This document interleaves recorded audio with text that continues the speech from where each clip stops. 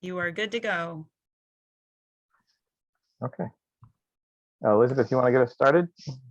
Hi, welcome everybody to our last virtual PTA meeting.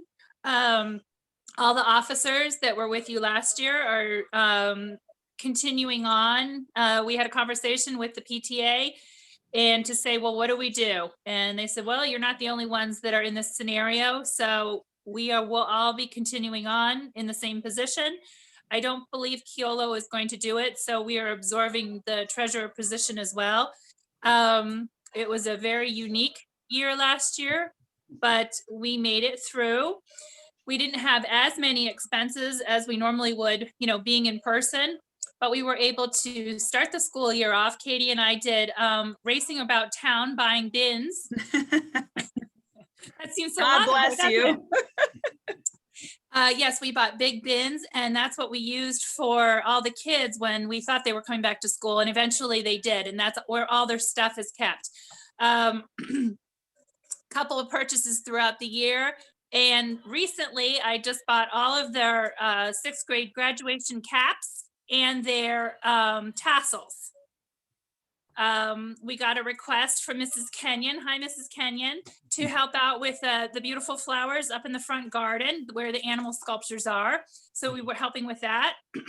And recently we also ordered a whole bunch of books for 6th grade. So we have streamlined. It took a while, but there's a form that the teachers need to fill out. And they have to put the link in there very specifically, because I've had forms sent to me and they say, I need 5 of whatever. And I'm like, please don't make me do the research. You tell me exactly what it is, that you want. So we are looking forward to another exciting year. We will be waiting to hear from Katie and the teachers on things that we will be looking forward to buying before the school year. And then as a PTA, we will also be looking ahead at the plans that we have, the events that didn't take place last year. I know Miss Patricia will have some thoughts on that. Things will be probably a little different, but there will be in-person events. And we're just excited to be in person next year, masked, but in person. So, Chris. Oh yeah, to add to some information, we'll start the search for new officers in February Yes. and March of next year. So if you are interested in it, please think about it and please let us know sometime in the fall. I think that after the 2019 to 2020 school year, and then after this school year, I can honestly say being a PTA officer, it did not go as I expected. But I am looking forward to another year, but then turning things over after that. So we are certainly interested in getting new people on. We love democracy, we love the republic, and we will lay down these emergency powers once the emergency has passed. We promise. It's not just like Emperor Palpatine in Star Wars. With that said, I'd like to turn it over to Miss Patricia to discuss parent. How much money do we have left in the bank, Elizabeth? I guess because we're supposed to say the budget in these meetings. There's a couple things outstanding, so I don't have the final number yet, but we will get that. Do you have an estimate? I want to wait until we have the final count. Understood. Okay, and with that, I will turn it over to Miss Patricia, who wants to discuss parent engagement. Hello, everyone. Thank you. I want to first say thank you to all my parents that stuck it out this year, being patient with us, learning how to do remote. It's definitely been a challenge for us, but I am very, I'm grateful for the school family community we have. So want to say thank you to all my families for sticking it out with us. Especially the parents that come and pick the kids up. I get to laugh and I get to talk with you and it feels good. I haven't done it in a while, so that feels good. So I want to say thank you for that. Our first order up for me would be talking about school base. Next year is going to be a lot of elections going on.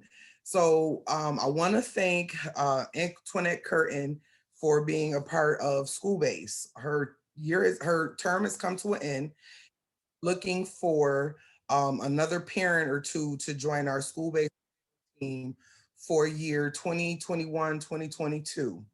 And what school-based is, it's a collective organization that's made up of administration, teachers, parents, myself, and we all sit to the table and we analyze student data. We write the comprehensive education plan, which is our SEP. It's a long word. And we're working on that right now for next school year. So it would be ideal in August, the beginning of August, around September, we start the election looking for new parents. So if you are interested in becoming a parent on our school-based planning team, I will put my email in the chat. You can email me, you can call me if you want some more information, or if you're just interested in signing up. So look forward to a flyer in our Facebook posts coming soon about school-based. The next order up for me would be talking about what I guess our in-person events are gonna look like. I'm gonna take some time with that for a little while and see what our guidelines are moving closer towards September. And then I can plan accordingly. I will sit with the PTA president, PTA members, and we'll come up with a little plan with how we're going to proceed with in-person and whatever other events 23 is going to have next year. So we'll do that a little closer towards September. Am I missing anything, Katie? I don't think so. I think that was it. Again, I am looking forward to new parents to sit on school-based. It's a really good platform for parents' voice. So I encourage all, at least inquire about it. You never know. We have Miss Tabawada, who's a parent of one of our students. We have Mr. White, who's another parent of our students who are currently holding those seats through next school year. And you can ask Ms. Tabawada or Mr. White, how is that? And they'll give you good feedback. So thank you again for your time and your patience. Again, I'll put my email in the chat. Even though school is out, do not hesitate to reach out to me. I'm always on the job. You can call me, you can email me, and I'm here to assist even in the summer. So thank you guys. Well, thank you very much, Ms. Patricia. And now at this point in the meeting, we have scheduled to discuss our fundraisers for next year, including the school supply kit fundraiser, which some parents might have questions about. And Erin McKenna will be discussing that. Okay, hi everyone. Ms. Patricia, just to piggyback on the school-based planning team, I think a lot of parents that want to get more hands-on in the school, I think that's the team to be on. I know as PTA officers, I think we all got into this for different reasons and we do wonderful things, but I think if you really want to get your hands in on what you guys all do in that building, that would be Absolutely. Yeah. School-based is not only in charge with assessing the students' data. Again, it's a platform for parents' voice. You get to help pick out professional developments for teachers. You also, again, get to write the SEP, but it's, again, that word platform for me keeps sticking out because that's where the voice is the most powerful. Not to say PTA isn't, I love my PTA families, I do. I'm really pushing for school-based because we get everything. You get to know as much as influence how the school moves year to year, what things that our students need. Your input on their education is spot on. That is it. So I am encouraging all at least inquire about it, especially for our new families coming into 23 that don't know what the school-based planning team is or what functions we do in the building to support families of all of our students. So perfect. So just for fundraising, like Elizabeth said, obviously not being in school, we didn't spend as much. I mean, we did spend a little. The Park Ave Fest 2 years in a row is not happening, which was one of our major fundraisers. So when we return back to school, I think we're going to keep what we've always done, which was the Niagara chocolate sale, the readathon in February. And then we just implemented this new supply kit fundraiser, which as a parent, it was like a no-brainer for me.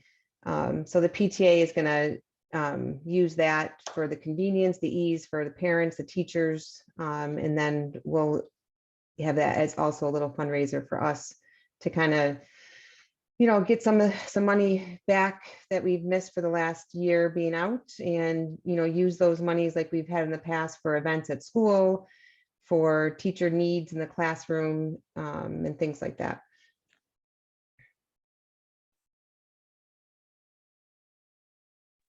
Yeah, I imagine next year we can do, the readathon again and then things like that. And maybe some of the ones we do next year will be bigger than they are normally because people will be particularly eager to participate in them. But, we'll cross all those bridges when they come. And, Aaron, I just wanted to say thank you once again for all of your effort in organizing these. In particular, you just put the school supply kit together. So thank you very much. That's going to be a huge time saver for families. So thank you very much on that. You're welcome. All right. So, and now I think we get to the main event where Principal Yarlett will answer your questions about the 2021 to 2022 school year. Quite a few of them were submitted, and I've written them all up in a single sheet for her to answer, which she has now, and I will turn things over to her. Thank you so much. Hello, families. Thank you so much for being here today. I always enjoy these question and answer sessions because not only can I help prepare ahead of time, but also more questions arise from it. We want to be sure going into a summer where there's more limited communication that you have an opportunity to have your questions answered. Also, by getting the questions in advance, I can reach out to the people at the district level that may know the answers to things that are beyond being building based.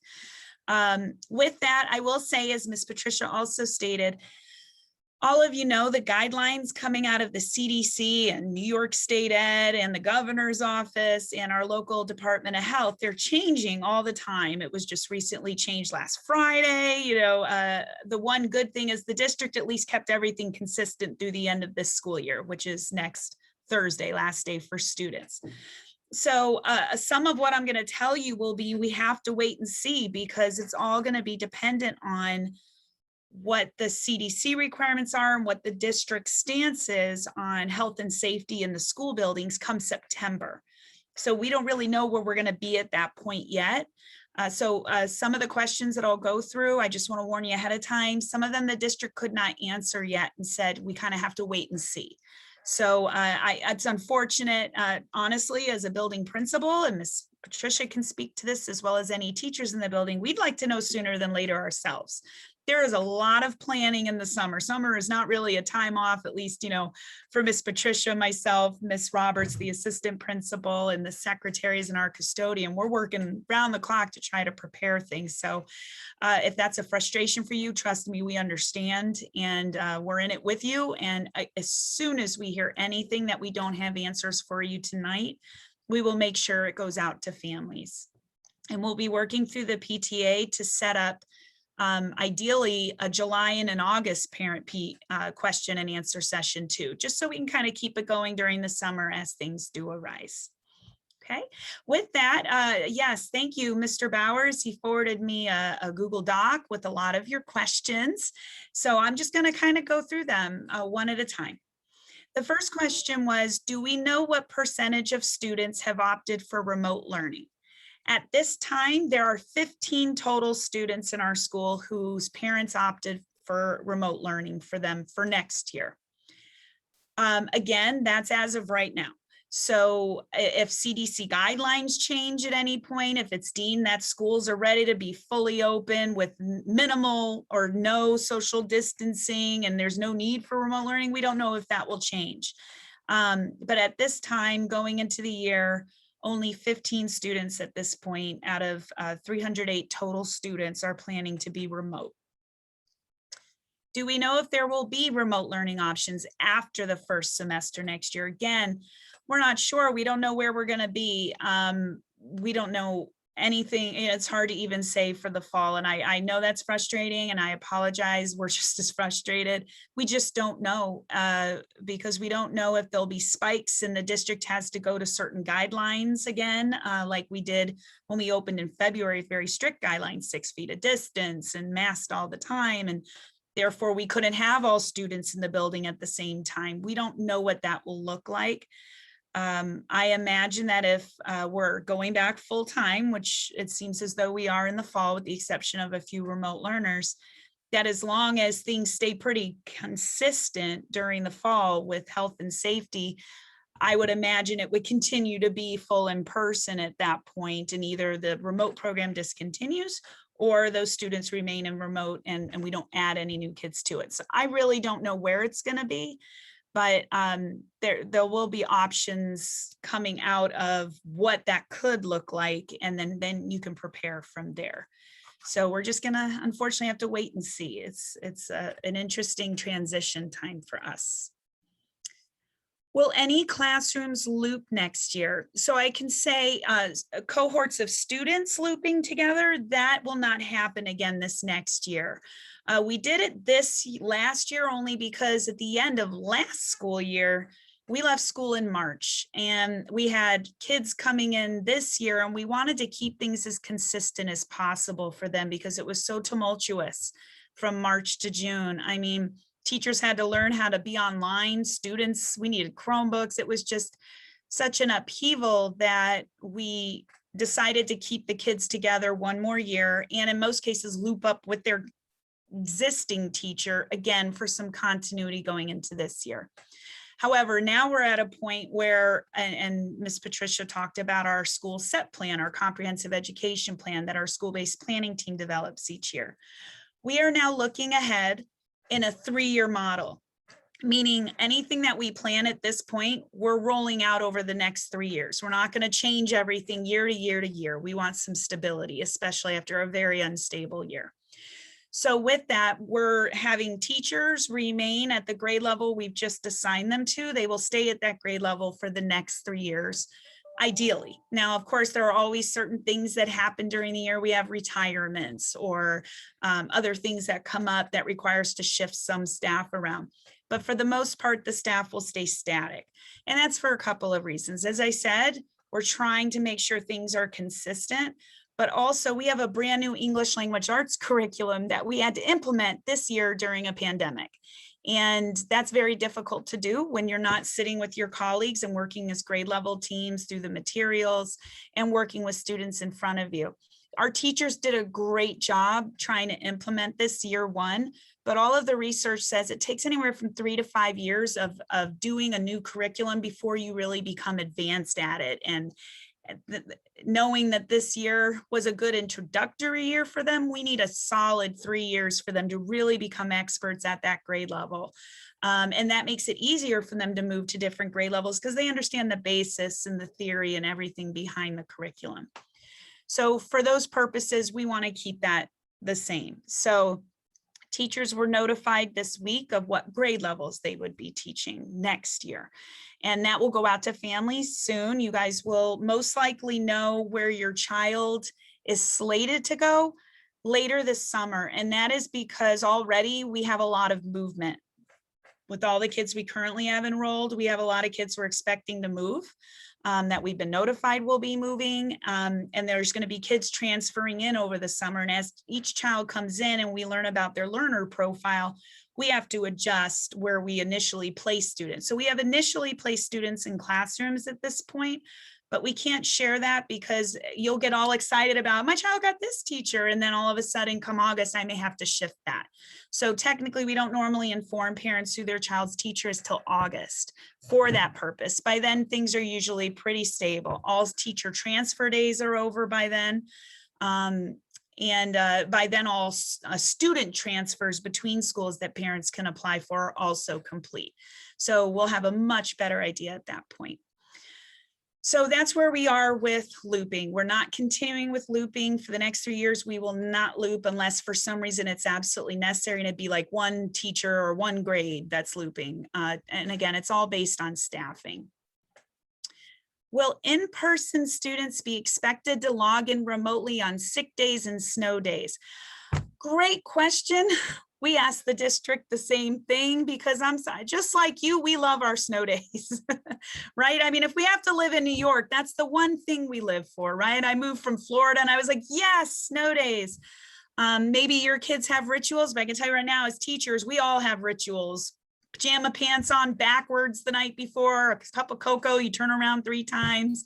There's all these traditions. So we certainly would love to continue to have snow days. However, and I'll get to this in a minute when it comes to technology, the district is looking for all students to keep their current Chromebooks at home.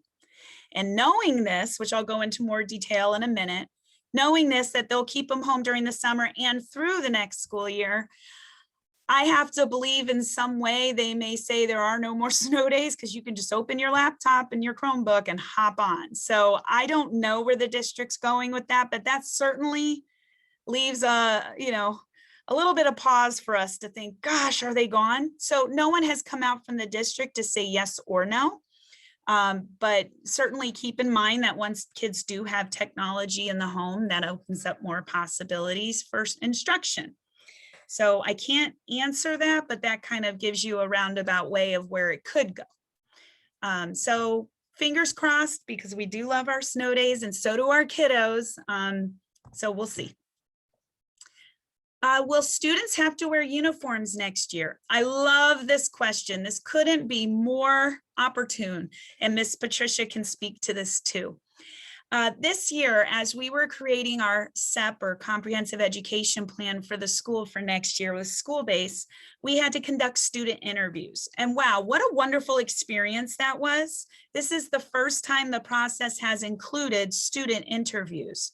So we selected 4th, 5th, and 6th grade students for us to interview about their wants, their needs, their desires, their thoughts on the school, their thoughts on how to make it improve. What do they want next year when they roll up?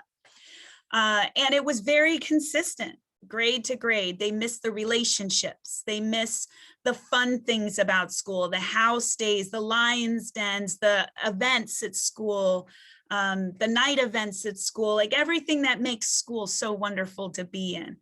Not being able to talk with their friends, other than 6 feet apart, or passing by them real quick on the playground.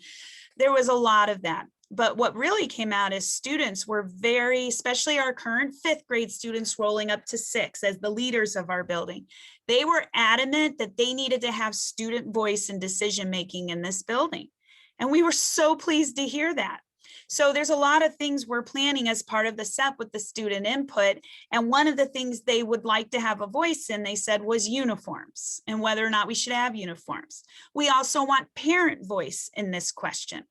And we want staff voice in this question, right? So what we've done is we have actually created a survey. We did it today, as a matter of fact, at our school-based planning team meeting. Was that it, Ms. Patricia, or did you create it? I want to give credit where credit is due. It was a joint effort. Thank you. I'm going to say that the team, it was a joint effort. Yes, thank you so much. So we have a very brief survey that we are going to have teachers give to their students at grades 3-6 next week, when they're in person and the remote, and we're going to have them fill out their survey.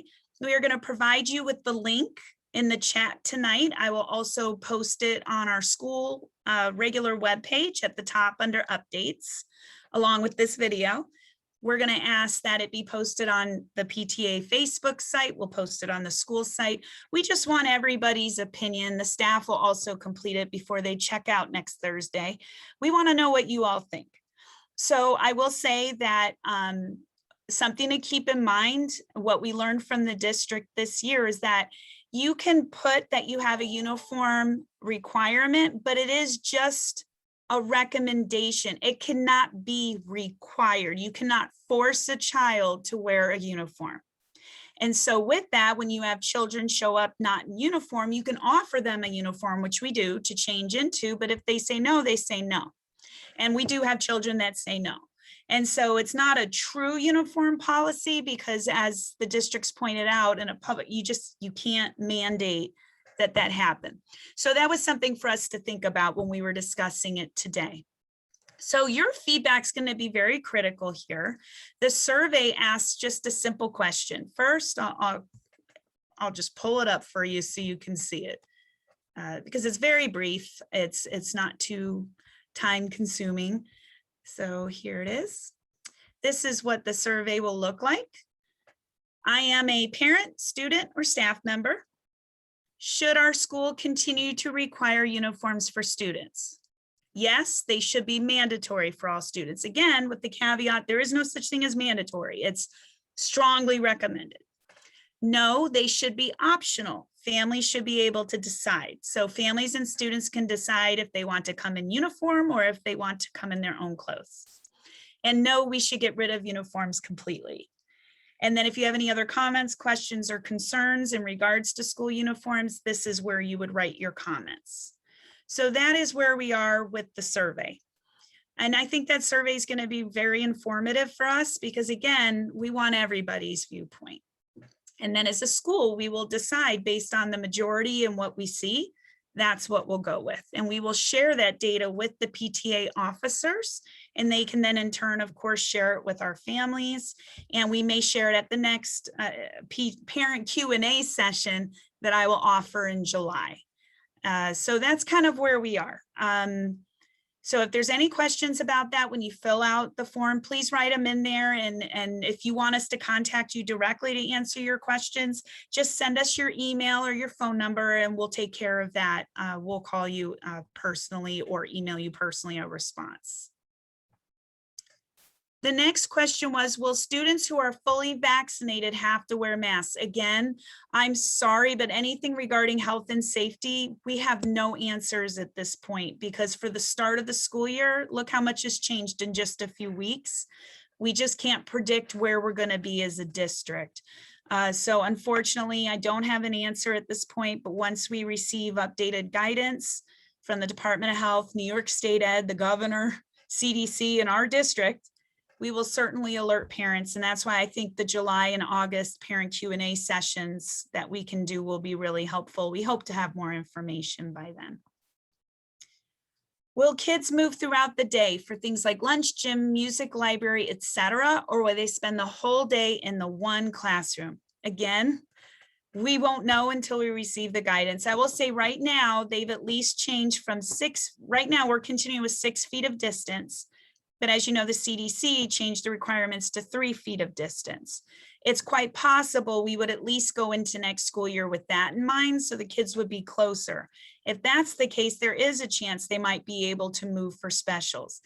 But again, if we're going back with a mostly full capacity school, there are a lot of spaces in our school that there's no way we could fit a whole class in a room 3 feet apart and be able to do certain activities. So there are specific health guidelines around PE, how far apart with or without a mask kids have to be in order to exercise because of the heavy breathing and other things.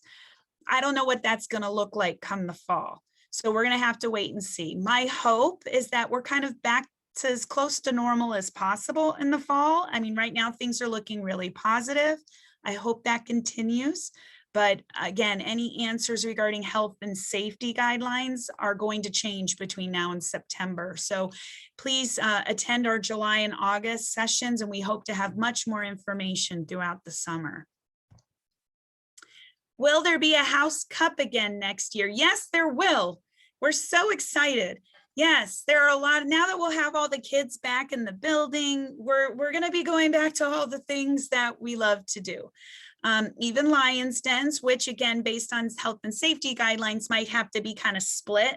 Like maybe K2 or K3 comes to the gym 6 feet apart with masks on, and then 4-6 comes after or something like that. But yes, we want to get back to as much of normalcy as we can and still be safe and follow the guidelines. So we will be doing the house days. We will be doing parent events. We will be doing a lot of things, and we will just be sure we are always following whatever the current health guidelines are for that. So hopefully no virtual events need to happen. That would be ideal.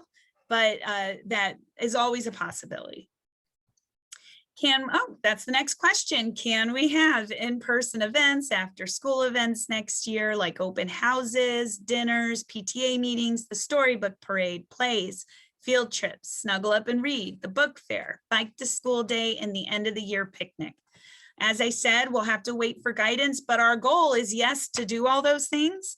And hopefully by then guidance has changed to where we can do those things. But again, we will continue to hold parent Q&A or coffee and conversation sessions next year, each month, just to give that forum and that opportunity to share new information. The next question was, there was an attempt to start an after-school program at the school a few years ago. Are there any plans to bring that back? So yes, last year, there were plans to have YMCA at our building that would have after-school care until 5:30 after school. Now that's when we were slated to be, I believe, a 3 o'clock end time, which, as you know, we've lost the expanded learning grant. So we lost that extra hour that used to get paid through the grants. Now we have to end at 2 o'clock, which actually is our regular end time. It's just the last 3 years through the grant, or 4 years, it's been till 3. So I did reach out to the district, and they said that the Office of Community and Family Services is working right now with YMCA to try to secure the funding and have it finalized. So that sounds promising, but there's no definitive yet, but it looks like they're trying really hard. They know how much our school would like the YMCA program. We advocated even last year when we weren't in school in March. So they are working on it, and they said I should be able to have an answer soon. Now, I don't know what soon means, but I will continue to follow up each week until I have an answer. How do we turn in our children's Chromebooks? So there you go, right? We literally just received guidance today regarding Chromebooks.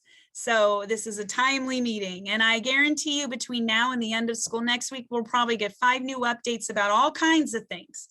As that happens, we will make sure our PTA knows and that we're posting updates on the Facebook pages and Twitter and our school website. But right now I can say it is definitive that any students who are remaining in our district next year, so that's if your children are definitely going to be at any RCSD school next year, they are to keep their Chromebooks and their MiFi mobile hotspot devices at home through the summer and for use during next school year at home. So we're asking parents to please store them at home in a nice, safe place, make sure they're not damaged over the summer, or for those of you that had to go through that process this year with help desk, that can be a very trying experience. So I recommend putting them in a safe place with the charger and make sure all those things are ready to go when school starts next year. Hence the reason I was suspecting there might be a lack of snow days next year, but we don't know. That could be wrong, but certainly that will allow for kids to do homework in a different way. If we have Chromebooks at home, there's a lot of wonderful things teachers have learned this year about instructing on the computer and kids exploring how to use technology that could be used to an advantage. So keep the Chromebooks. However, if you know you are moving out of the school district in any way, if you're moving out of state, if you're just moving them to a different school, a private school or another part, or you're just moving to another city, at that point, if you know you're leaving, then you must return the Chromebook and the MiFi mobile hotspot device and the charger to our school by June 25th. So as of June 25th, if you already know you're moving, that needs to be brought to the school. You can call the school ahead of time and let us know, or come between school hours, which is 7:30 till 2 o'clock each day. To drop it off, you just ring the front doorbell. One of the secretaries will meet you at the door and collect your device or devices. So there's no need to bring your devices back unless you are looking to leave the city school district. Okay. Next up, summer learning programs. There was an inquiry, are there any more summer learning programs? So there was only one program offered by the city school district. Very, very, very small program. Is that ideal? Not at all. Every single school was given 15 spots only from every building to send kids to summer school. So classroom teachers and instructional coaches, we used a lot of data to kind of determine which students we needed to reach out to. And so as we went down the list and inquire with families, because it required 100% attendance. We had some families that were, going to have to go on vacation 1 week of the 4-week program. So that disqualified for that because it is such a small amount of students that could go. So we have 15 students slated to go to that, but today, so again, everything just seemed to happen today. The district just went live with their summer learning program site of all the other summer learning programs happening in the city that our city school district students can go to. So I'm going to share that with you really quick, and it will also go in the chat at the end. I just want to show you that the website is right on our district site. So on the RCSD site under schools, right? It's under the summer learning programs. So when you scroll down, it's right here. And when you click on summer learning programs, it takes you to this page. It's a very short address. All web pages of any kind, including schools, start with rcsdk12.org/. Anything in the district has a page number. Our school, all you have to type in is the number 23 right after the /. So here they are all on the left. We have the RCSD Learns is our program that the 15 students are going to, but we have City of Rochester summer programs, which you can see all the different recreation programs. We also have the Rochester Public Library program. There are many, many different types of opportunities for summer programming there. We also have the RIT summer programs, which are STEAM workshops. And so that's science, technology, engineering, art, and mathematics. So that is also available this summer. Excuse me, my Brothers Keeper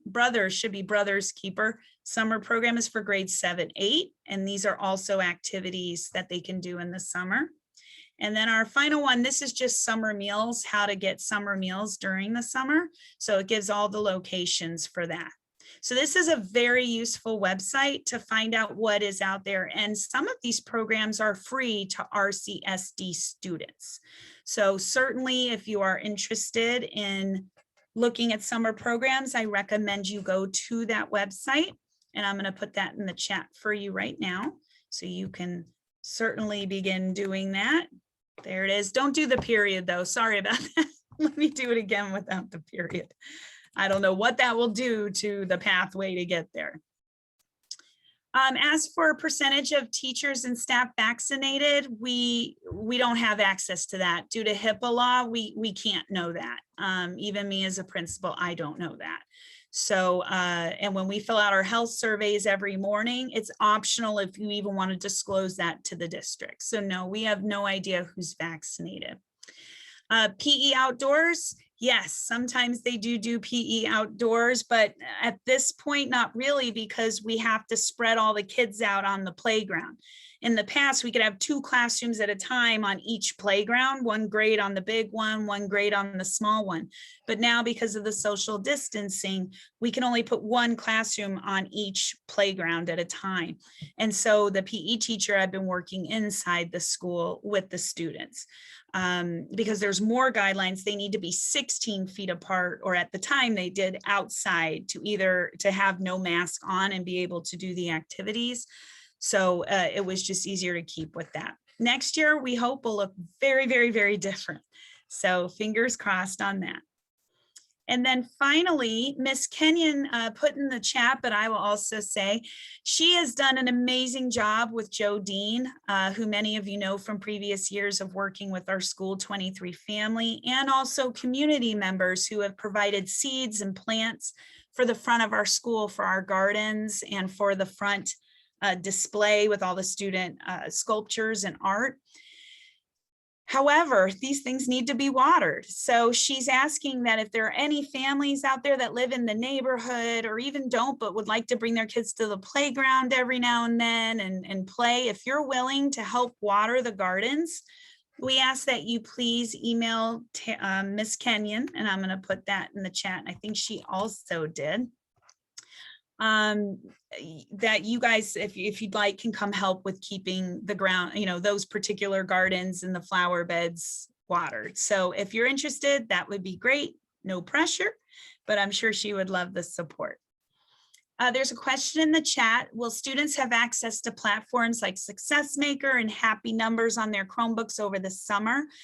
I was told that through August 15th, programs should be available. As of August 15th, they have to shut all the programs off and re-up them or something. And there's some process they go through where they have to reload all of the programs back with their updated software.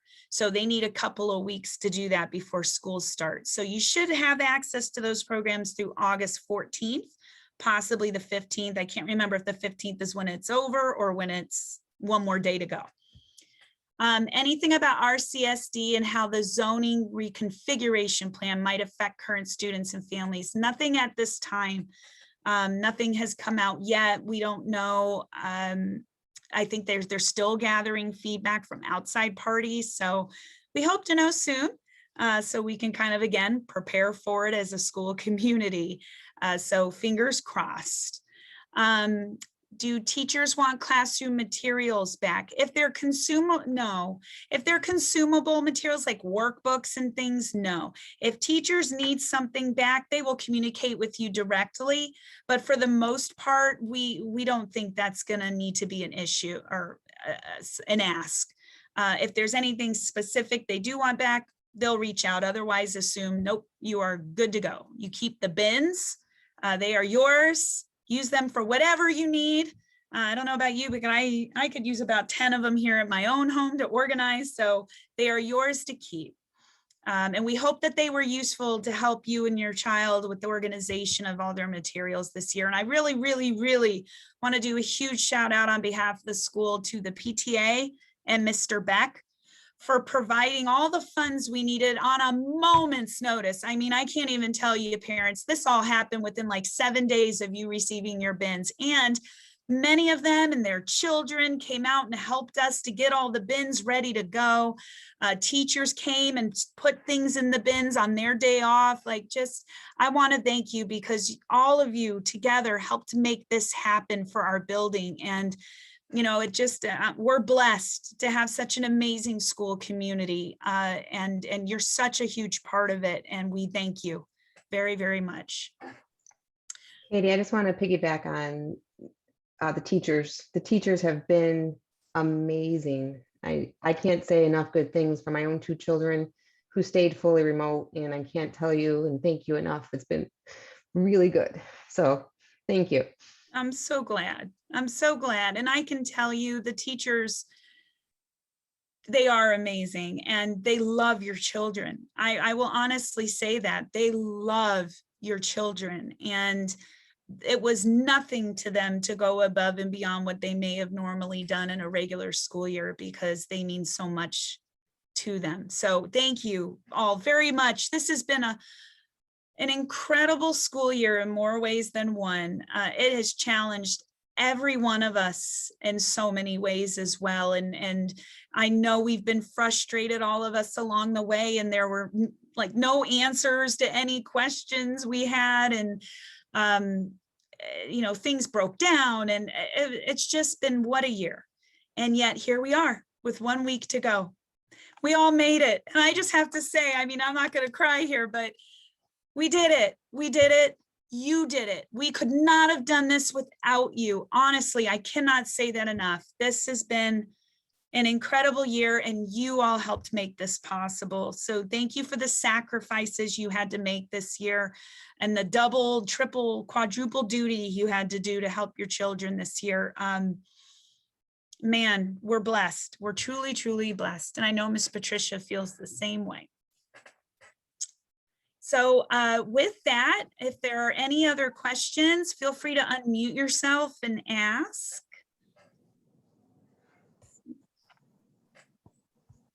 That is all we had on the agenda. So if you have another question, please ask it now because the meeting will end shortly otherwise. Okay. Well, again, thank you all I really, I could say it for 5,000 years, but I won't bore you, I promise. But I just, please know as soon as we're done, I'm going to keep saying it in my head for about an hour at least. So just know, blessings. Thanks to all of you. Thank you to Miss McKinney, who's worked tirely this year to connect and make that bridge with families work. Thank you to the teachers, everyone, Mr. Beck, for all the support, everybody. Thank you. Thank you. Thank you. And I'll leave it at that, Mr. Bowers.